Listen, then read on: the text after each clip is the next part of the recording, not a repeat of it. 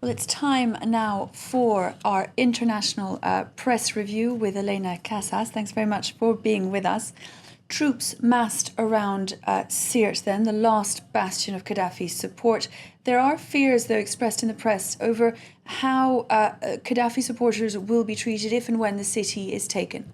Yes, let's have a look at the Egypt-based blog, The Arabits. They've got an interesting piece today headlined, "Is Sirte the new Benghazi?" What they mean is that it was a siege of Benghazi, then surrounded by Gaddafi troops, which originally led NATO to intervene because they were worried about civilians in that city. They're now worrying about civilians in Sirte, now that it's been surrounded by anti-Gaddafi troops. The blog says there's evidence a lot of the civilians living in Sirte are generally very loyal to Gaddafi and therefore may try and make some kind of last stand that could result in a civilian massacre. They say this could put NATO in a very difficult situation because they are, of course, supplying airstrikes and artillery to those troops surrounding Sirte, but they also have this responsibility to protect civilians. So if it looks like the anti-Gaddafi troops are going to kill too many civilians when they take the city of Sirte, which they say they will on Saturday if it does not surrender, as you said in the bulletin, then that means NATO could be put in a catch-22 situation when it may find itself either obliged to fire on the anti-Gaddafi troops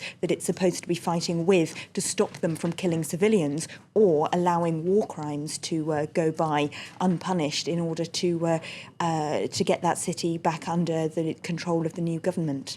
Now, The Guardian also worried about what anti-Gaddafi troops are doing to civilians. Yes, this is an interesting piece here in The Guardian about racism in Libya. They're looking at the number of foreign migrant workers, mostly black Africans, who have been detained by the National Transitional Council and those anti-Gaddafi troops supposedly because they were foreign mercenaries hired by Gaddafi, although the paper says there actually is no evidence he ever did hire foreign mercenaries.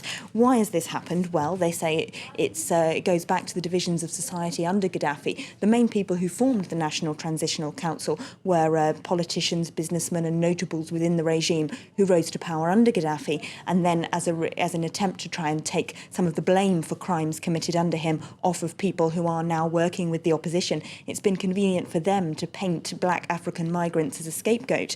But the paper describes this as a terrible stain on the new democratic revolution, and they say that NATO must do something about it. The international community needs to speak out about it because you can't allow a new state to be born with this worrying racism going on.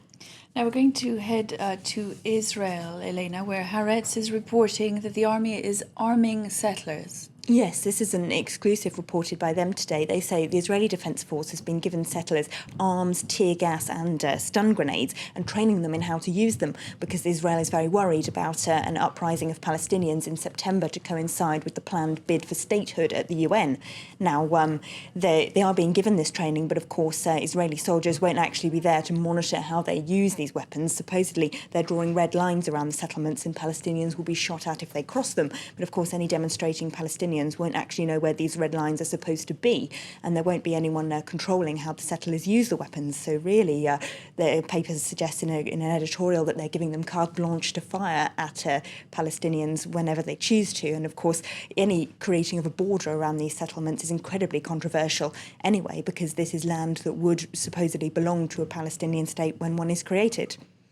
We're going to move on to something quite different. The U.S. Senate investigating human rights abuses committed in Guatemala 60 years ago, Elena. Yes, just quickly, this is something that's created a huge amount of outrage in the Latin American press because a U.S. Senate committee has just admitted that a U.S. investigation carried out by the military in Guatemala in the 1940s, deliberately infecting people with diseases like syphilis and gonorrhea without telling the patients, caused at least 83 people to die and gave thousands of people lifelong health problems.